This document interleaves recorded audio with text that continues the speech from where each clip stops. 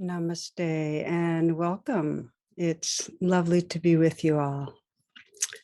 So, I'd like to begin this talk with a favorite story. Its protagonist is Mullah Nasruddin, who's a Sufi wise man and a jokester. And in this story, he's resting under the shade of a tall, luscious walnut tree. And as he sits daydreaming, he notices that there's these huge pumpkins growing on delicate vines snaking across the ground. And then he looks up and he squints to see these tiny walnuts growing on high up on the magnificent tree. And he says, how strange Mother Nature is, to make plump pumpkins grow on spindly little vines while little walnuts have their own impressive tree. And just in that moment, a walnut falls from above and lands, tuck on Mullah Nasruddin's head. And the mullah rubs his sore head and he picks up the fallen walnut and looks high up into the branches of the trees. And then he looks over thankfully at the swollen pumpkins growing safely on the ground. Oh, Mother Nature, you are so wise. So there's a wisdom in our natural world, and it really brings us back home to our inner wisdom. And there's a elemental aliveness in the natural world that reconnects us with our own vitality. And there's a purity. In nature, we seem to come home to the truth of our nature, to a wider sense of being, to our belonging to life. And I say this because when we sense our natural world being defiled, our own awakened awareness knows it's happening to us. A friend shared with me her granddaughter's letter. It was this poignant, beautiful letter. And this granddaughter's 12 years old. And she's saying how no one in her school is teaching about the crisis our earth is in, and how she had to find out on social media. And I just want to read some. She says, when I grow up, I want to live in a world where the water is clear and blue and the grass is green and the sky is clear and the air is breathable, not a world with polluted oceans and landfills and smoky skies. When I was little, I wanted to have kids and be a parent, but now I don't, because I don't want to make an innocent child live in this messed up world. What I'm saying is, teach more about the world and what we can do to change it for the better, not the random stuff that I'm never likely going to use. I don't want to have to find out about what's wrong with the world and how to change it by going on social media. I want to learn about the fires and the pollution and how to stop it from school. I wish this was all a lie, but it's not. Can you teach it to me so I don't have to go on social media, so I can save the world?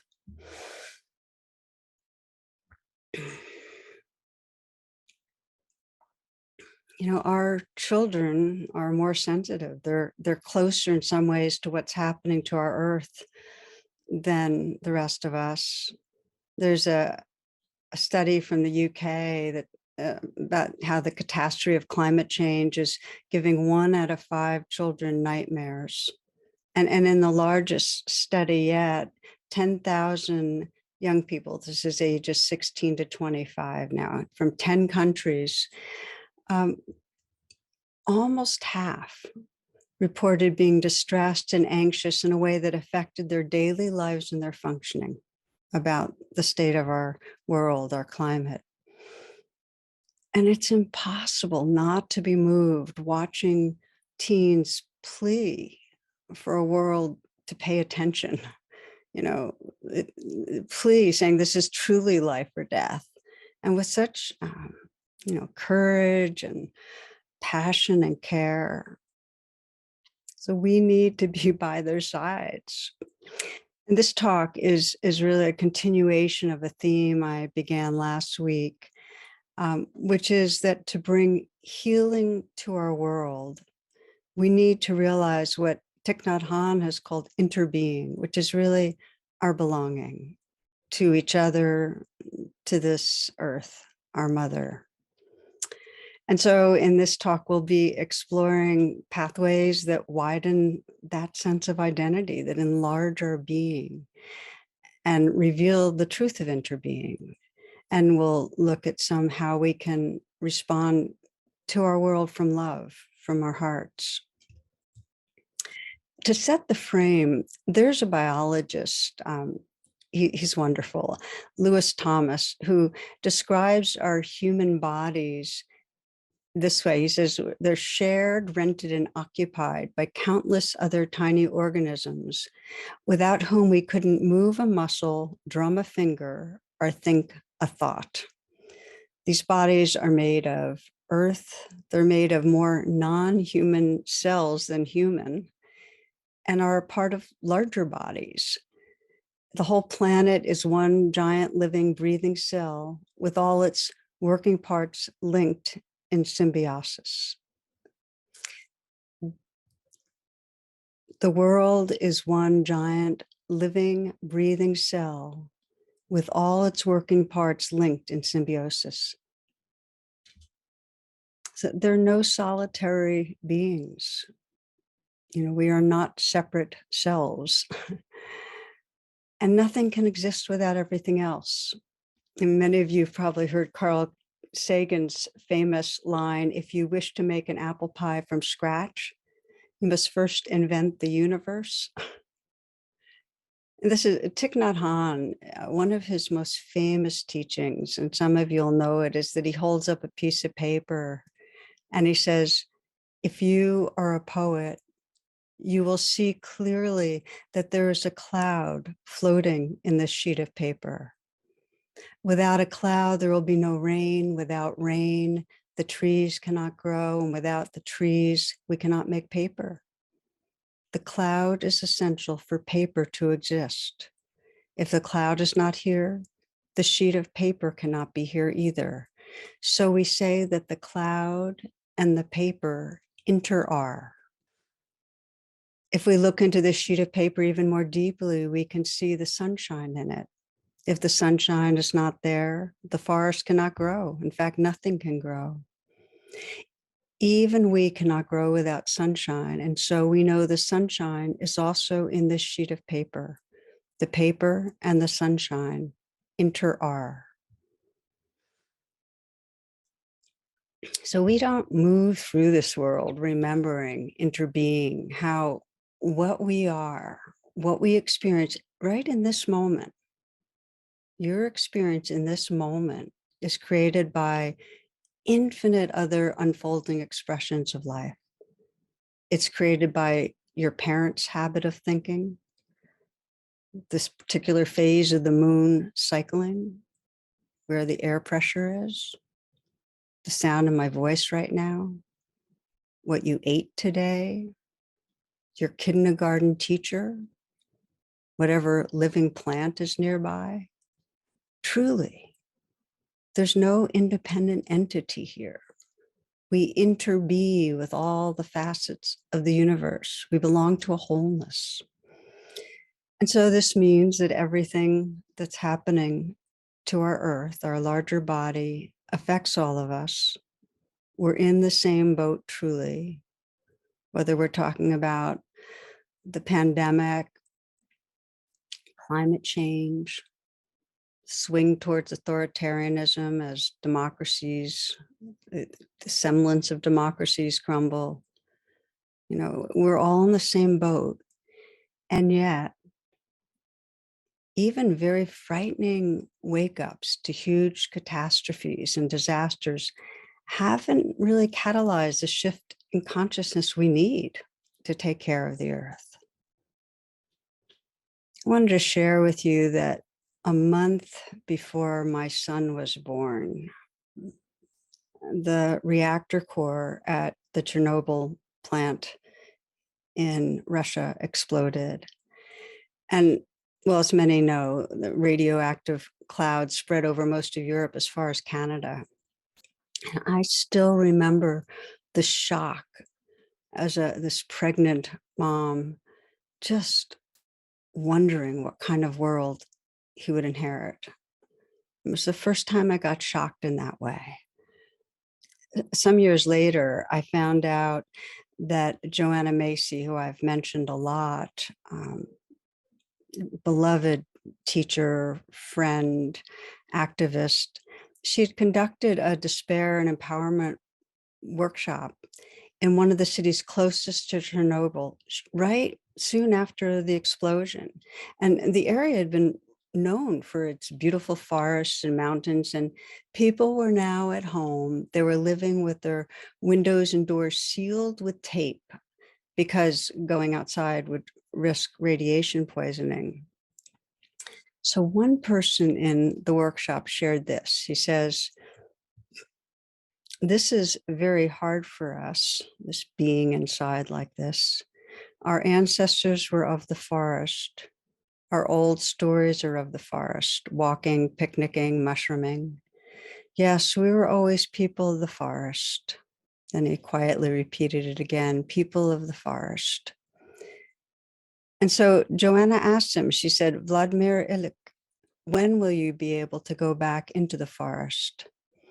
And with a small smile, he shrugged, "Not in my lifetime." Then he looked at his grandson. He said, "Not in his lifetime either." And then he gestured to the wallpaper. He said, "This is our forest now." It would be centuries. There was a silence.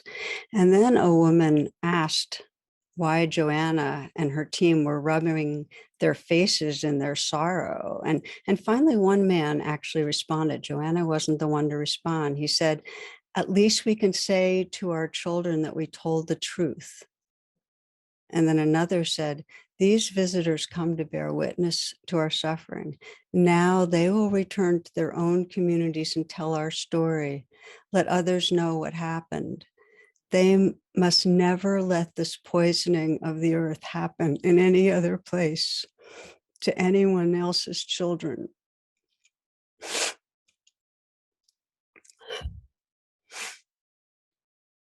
That's not what happened. Chernobyl is a place that's long since been abandoned. Scientists predict the zone won't be safe for human inhabitants for another 20,000 years. 20,000 years. That's what we humans did. And there's been at least 57 accidents and severe incidents since. Oil spills, asbestos clouds, gas leaks, Bhopal, I'm thinking of the Great Pacific Garbage Patch. And what's more insidious than the dramatic ones is how every single day we continue to clear cut trees and put toxins into the air and pollute the waterways and release the greenhouse gases. I can go on, but what it's bringing us to right now is this continuing recognition that due to interbeing, we're all part of the same earth, on the same boat. It's sinking. It's sinking. And it requires a collective shift of consciousness, a response. And in the countries most responsible, I'm thinking right now, the United States, there's not the sufficient political will to take the actions needed to avoid the greatest level of calamity. So collectively, this is across the globe, we're still too stuck in that egoic trance I talked about last week, that trance where the primary focus is a sense of self and others are more unreal, or a sense of what we call our small group self, people that we most feel identified with. But the earth is other. It's not the concern of our immediate wants and fears. And so instead it becomes a domain around profit and power. And this trance is reinforced every day by living in a pretty mental virtual reality, removed from our senses, um, and from our sensitivity. We get distanced from that belonging to the earth. Thinking of this cartoon I saw with this young boy, and he's on his computer, fixed on his computer. His mother's standing by him, and he's responding to something she said without looking up. And he says, "Go out and play? Who are you kidding? What is this? 1962?" And we know it. We know that the average American child spends from 4 to 7 minutes a day playing outside and 7 hours a day in front of a screen. I mean, just think of this, these human animal bodies we have in front of a screen 7 hours a day. And then, of course, adults spend 7 hours and 11 minutes a day. This is just averages, and I just Googled them, and they resonate. That's what's happening. So, how do we awaken our full sense of interbeing, our belonging to the earth, to this living earth? If it's an unreal other, if we don't feel that active, tender kind of connectedness, in love with nature. And our unreal othering extends that disconnection to our own bodies, that they become something to work on, to improve our appearance, something to fight as it ages, or something to manipulate with drugs to have a different, better experience. In another cartoon, I love this one. There are two bears, and they're supposedly hibernating. They're in their cave, but one of them is wide awake, eyes wide open. And the caption is, "Darn it, I know better than having a cup of coffee in October." So human. So, but the point, our egoic trance is organized around controlling our body, controlling the earth body. In other words, there's a separation that creates an unrealness. It's power over, take profit from. So here we are in this trance, this unreal othering, with our body somewhat dissociated. So what goes on for us? What goes on for you when headlines and reports like what I'm about to read come out? So here we go. Climate change, biggest threat modern humans have ever faced. If we continue on our current path, we will face the collapse of everything that gives us our security: food production, access to fresh water, habitable ambient temperature, and ocean food chains. The collapse of everything, of life systems. So what prevents engagement? And when we think of it, I divide it in my mind two main things. And the first is, we don't register in an immediate way alarm, the kind of emotion that compels action. There's a sense of, this doesn't quite affect me. It's abstract. It's the future. And we have more immediate stressors that then grab our attention. And by the way, even though we're blocked from that sense of alarm that lets us really respond, there are cracks in the armoring, because most adults feel anxious, depressed, distressed by the news. It's just not that deep alarm or caring, because the alarm can turn to caring, that leads to an engaged response. And part of what makes it so that we're not alarmed is we take our cues from others who are not alarmed, who don't seem freaked out. And I'll share a study I think is so interesting. This was from 1968, a long time ago. They had volunteers in a room filling out a questionnaire, and there's this steady stream of vapor that pours in. And if they're alone, the respondent will quickly leave the room and they'll look for help and so on. But if there are others there and they're acting calm and continuing to fill in their questionnaires, um, they're much more likely just to stay and do the same thing, even when it's so smoky, it's difficult to see. And some people are coughing and rubbing eyes. Most people persisted in just filling in the questionnaire and just staying there. And for a full 6 minutes until they were rescued by researchers.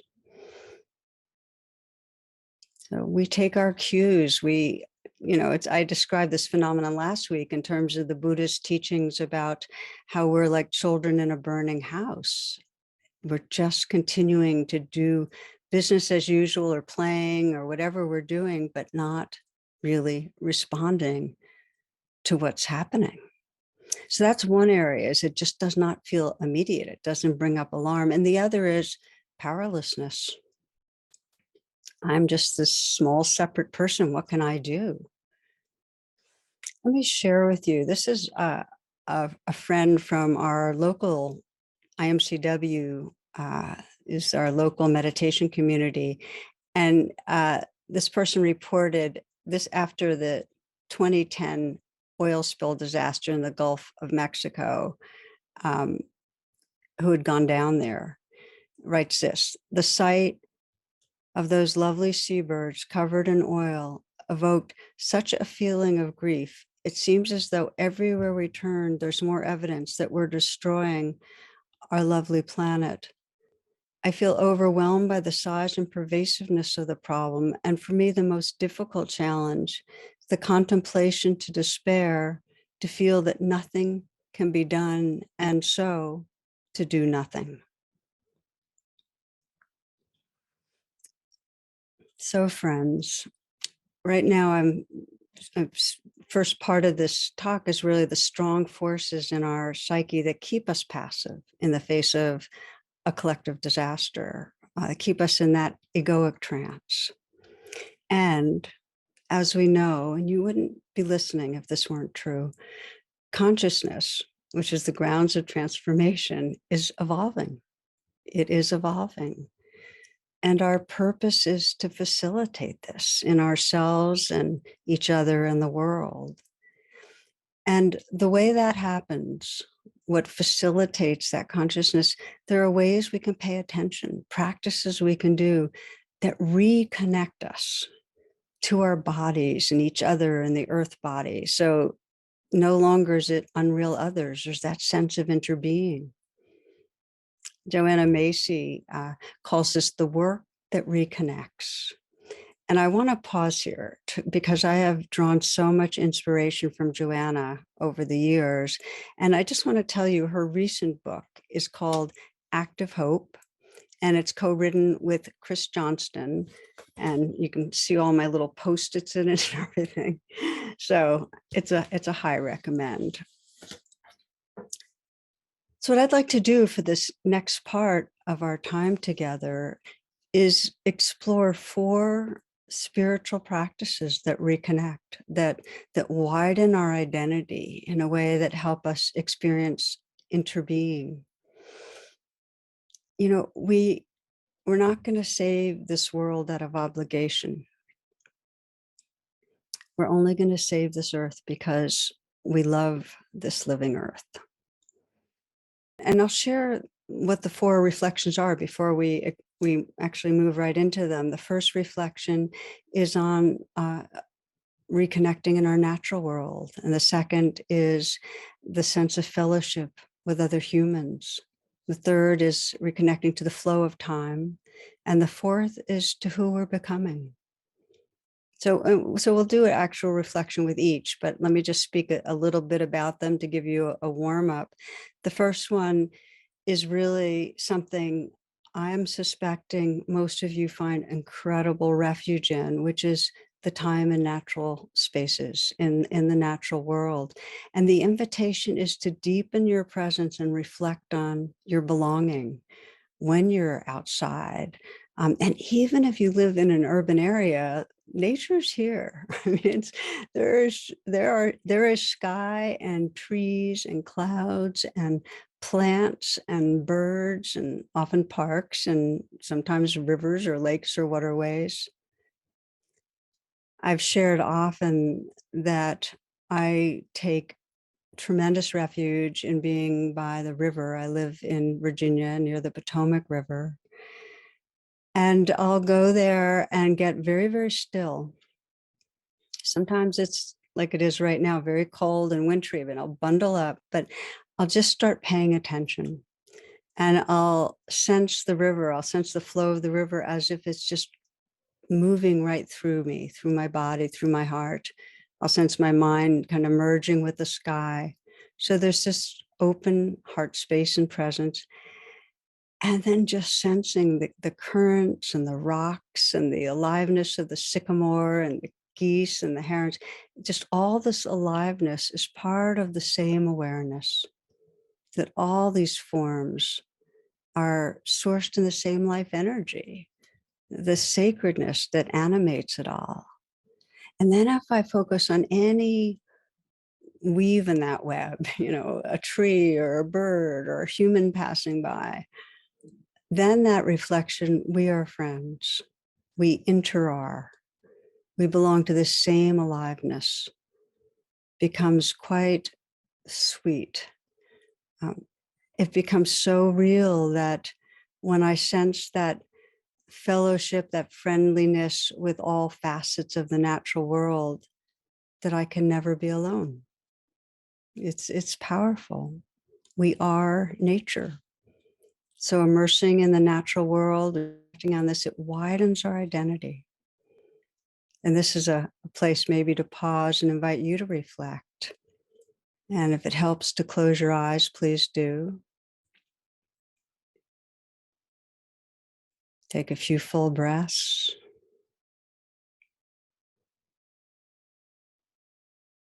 And let yourself be transported to a sacred place in this natural world that calls to you, the place you love. It may be deep in the woods or by a river or a stream, in the mountains, by an ocean. Maybe a particular tree you love. Visualize and sense the forms around you, the colors, the smells, the feeling of the area. Let the spirit of the place move through you, real receptive. You might sense your mind merging with sky and just opening to the elements.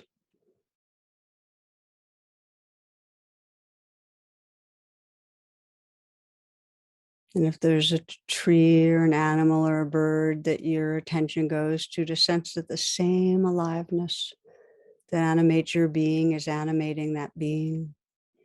The same life that loves being alive.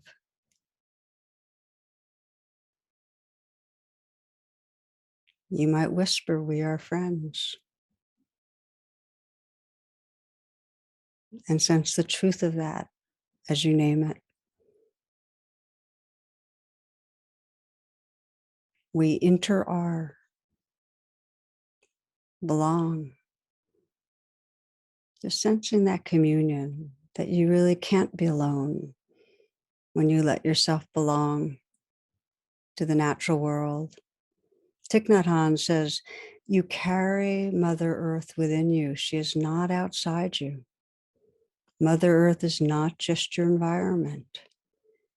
In that insight of interbeing, it is possible to have real communion with the earth, which is the highest form of prayer, true belonging. So feeling your breath and feeling yourself here, this is the first way of widening into that sense of interbeing, deepening our reflection in the natural world. And the second area is a remembrance of our human fellowship, that we're facing these times together. And it's so easy to forget. We can so quickly feel like we're in this bubble moving through the world in this kind of capsule. And so widening belonging, we're in this together, we're caring together, we're working together. I think so often of that now very well-known line from Fred Rogers. He said his mother told him this when he was distressed, to remember the helpers. There have never been so many humans on the planet trying to serve life. Never so many nonprofits, never so many people writing and teaching about trying to help, healing. Many people working in government, working in so many different settings, people giving money, trying to inspire each other. It's happening. And, we're powerless if we feel alone and separate, and we're empowered together. We're empowered together. There's a huge intelligence and creativity and love to remember and draw on in our collective. Many of you might remember reading Sword in the Stone. And the part that stood out for me was when the wizard Merlin was mentoring young Arthur, and he had him live for brief periods as different animals. There was a falcon and an ant and a goose, let's say a badger, a carp, a fish, and he'd have Arthur enter into each of them and realize their particular kind of sentience or wisdom. So years later, when it comes time for the knights to compete and see who can draw the sword out of stone, who's going to be king, because that's the whole setup. It's Arthur's turn. And he initially tries and he's feeling weak and he gets exhausted. But then he glances around and he sees all the creatures whose consciousness he had inhabited. So he draws on their powers, and he removes the sword from the stone with ease. And he's proclaimed king. The message is that we don't have to have every skill, but it's in those moments that we remember our fellowship, that we belong to something larger, that we're empowered. Power with, not power over. And that's the power that transforms. So again, pause and just take a moment to investigate a little. And again, you might close your eyes if you'd like. Breathing, inviting yourself right here. And you might imagine and sense others who right now are right here reflecting with us. So there's you and me and others, and those who will be reflecting with us over the weeks, and those everywhere who are around the globe, who are touched and sincerely caring, wanting to be part of healing, and who are bringing an enormous range of capacities. So you might include in your mind others you know or don't know, who are dedicated to bringing their brightness and care. The truth of fellowship, that there's a movement of beings. And through history, these are the movements of deep caring that have the power to transform. So take a moment to feel the potential of this, of relating to that fellowship, that enlarged belonging, remembering the helpers.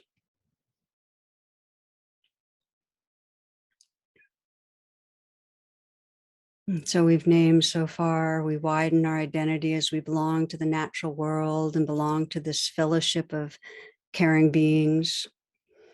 The third way of widening being, of interbeing, is by extending our belonging through time. And it's interesting, we tend to think of ourselves as individuals removed from the historic past or the future.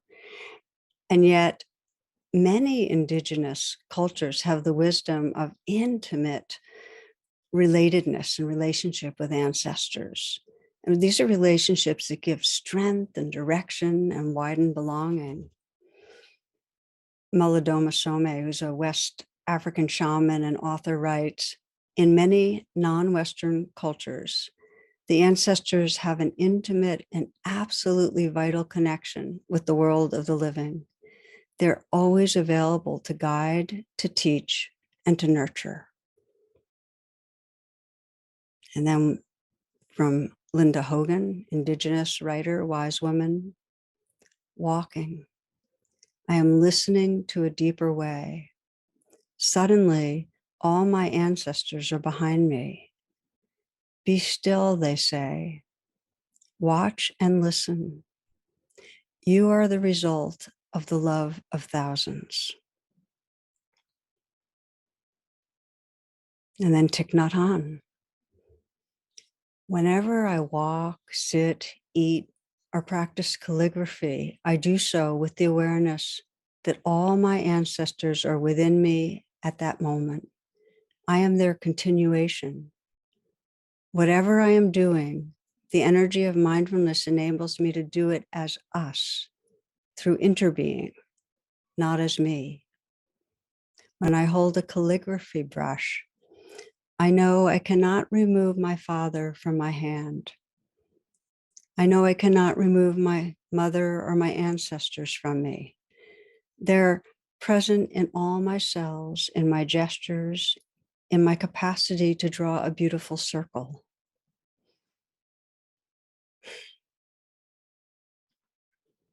So if you've never explored this way of reflection and prayer, it's a powerful, sacred pathway. Let's practice a bit. Again, let yourself come home into the moment. Feel this body breathing.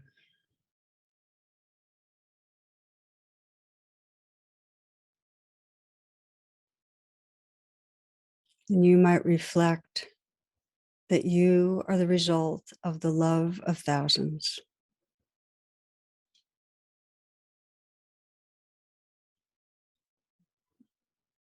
That this life that's coursing through you, you can feel with your beating heart and the pulses and the warmth and the coolness, the sounds, sensations. This life that courses through you has been flowing since beginningless time through countless beings who loved to live, to pass on life.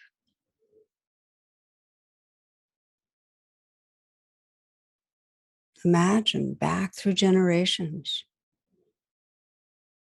And you might call on those wise ones, those most helpful and awake, those most connected to the living earth, to earth wisdom. You might call on them for their guidance. Call on them for support. Ask and invite this.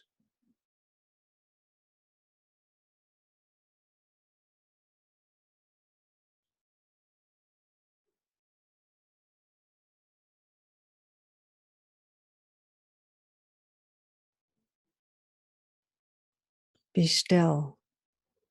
Watch and listen. Be receptive. And sensing those before, this timeless flow of life, loving to live, to feel your thanks.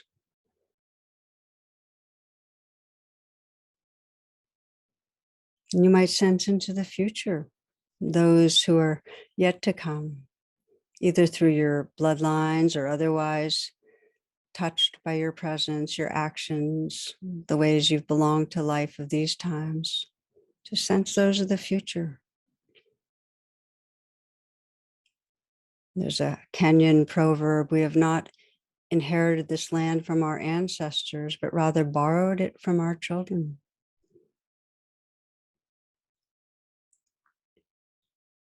Sense your intention for the well-being of those in the future, your wish for them.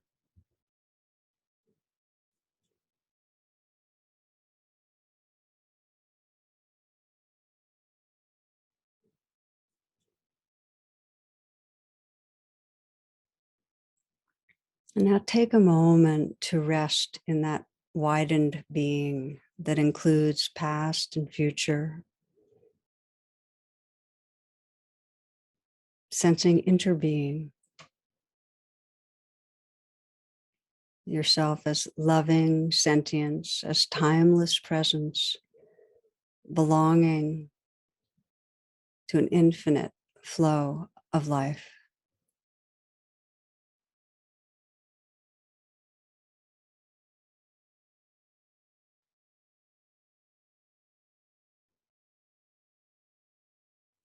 And you can continue with your eyes closed if you'd like, or open them. We've named 3 ways of widening our sense of identity into interbeing: through nature, through fellowship, through extending time. The 4th is attending to the loving awareness that's waking up through us. And again, let's just continue reflecting, because if I ask you, do you sense that you're awakening, that you're more conscious through time, more caring over time? Can you feel that? That there's more awareness? Can you sense what shifted some? Perhaps it's your intention, that your intention is more towards self-kindness and loving others, that you're more intentional about presence. Perhaps your care for the world has widened, more are included. You might sense your future self, 10 years, 15 years. What matters to them?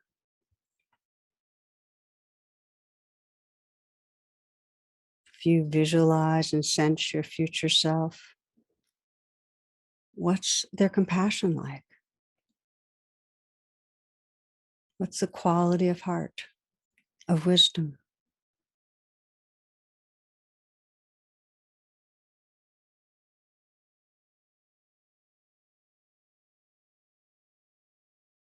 How do they relate to others, to the earth?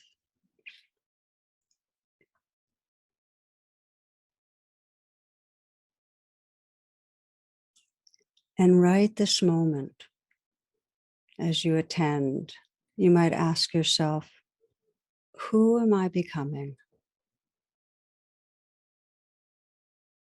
Who am I becoming?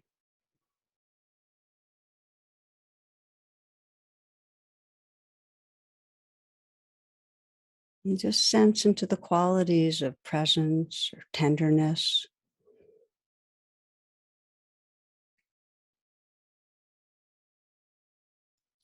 capacity to respond to what's around you.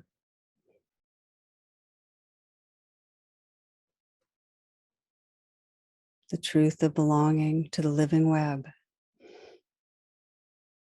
to awareness, to love.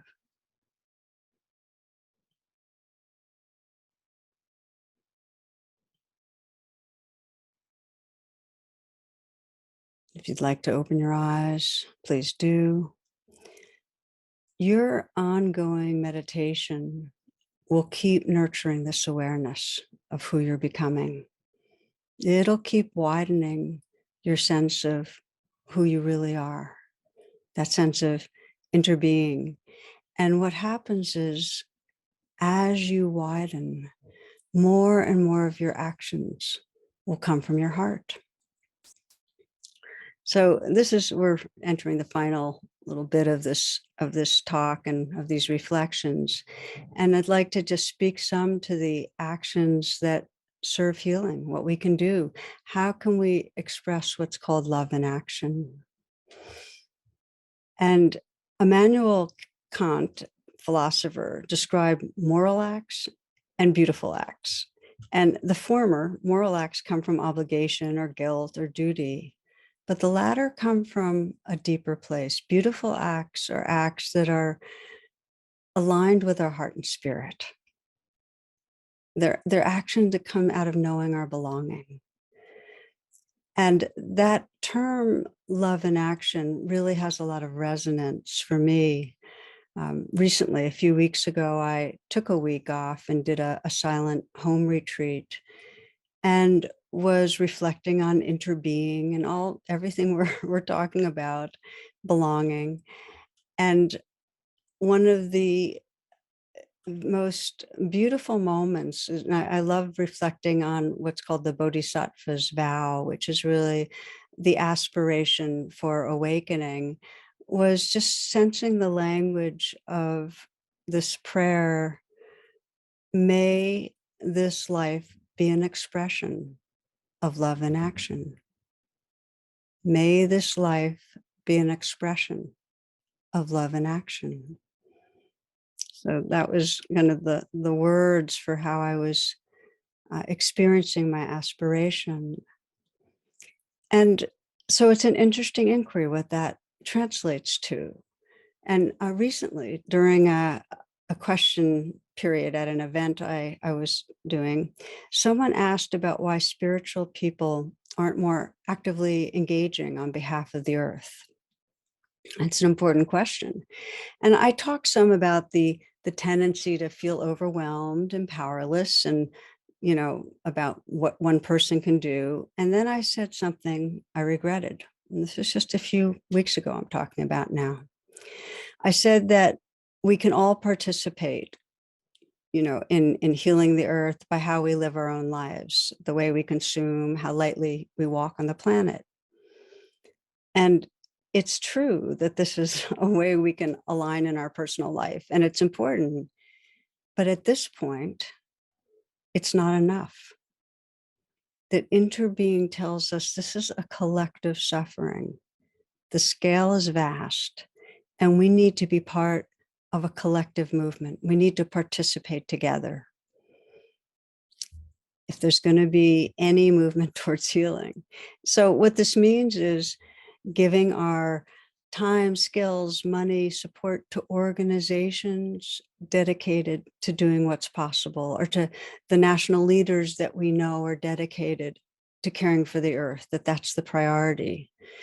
Um, we need to give our energies to where there's power to make a difference and do all we can to inspire our networks in this way. And we have many different skills we can bring to that. If you're good at teaching, teach about it. Teach about what this earth is going through and interbeing and how we're part of the healing we need to be. If you are a writer, write about it. If you're good at communicating and talking, talk about it. If you're an artist, make the art that shows it, or the music that expresses it. The key is to engage somehow in this movement of engaged spirituality, to bring caring alive. There's a powerful question Joanna Macy suggests we ask ourselves, which is, how can transformation happen through me? My friend Franco Sisesky, who's author and a founder of Zen Hospice in San Francisco, he puts it this way. He says, what is love asking from me today? So these kind of inquiries are the spirit of engaged spirituality, or what some call engaged Buddhism, knowing our belonging and acting from that love.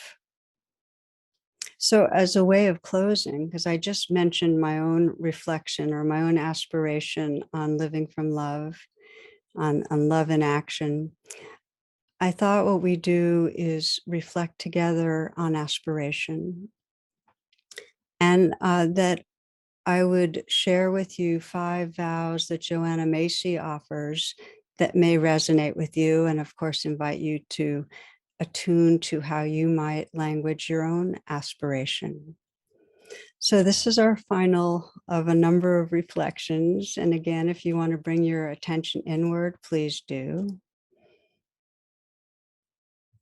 Take a few moments to arrive, to let your attention be here, to feel your breath and feel your body.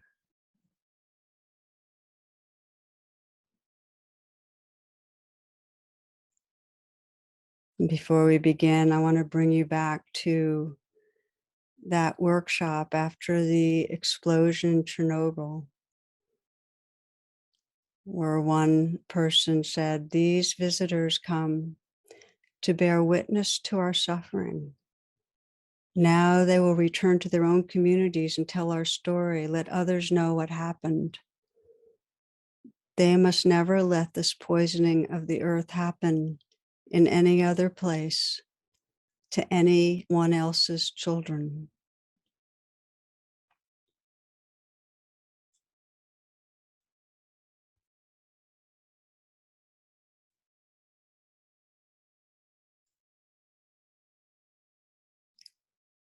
Feeling your own heart and asking, who am I becoming?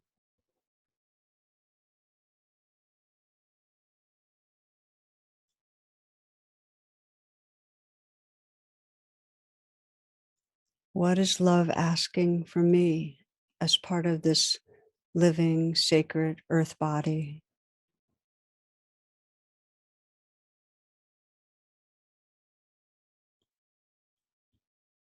And take some moments to listen and sense and inhabit the power of these aspirational vows from Joanna.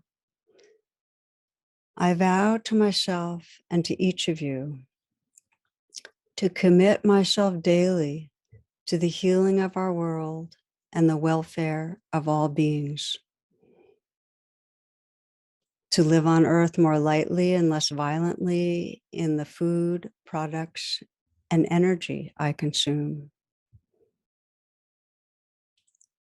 to draw strength and guidance from the living earth, the ancestors, the future generations, and those beings of all species, to support others in our work for the world and to ask for help when I need it, to pursue a daily practice that clarifies my mind, strengthens my heart, and supports me in observing these vows.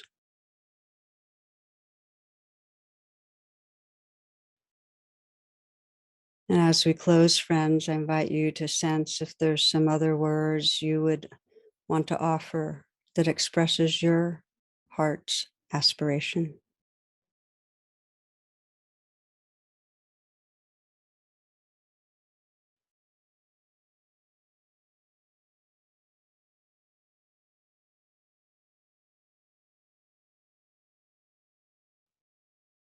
As we close together, please feel your prayer for our beautiful and troubled world, as well as our shared prayer for a collective awakening of awareness and love. May our collective heart space hear the cries of the earth and respond in a healing way. May our lives be an expression of love in action. May there be a growing justice, compassion, and peace in our world. May all beings everywhere be free.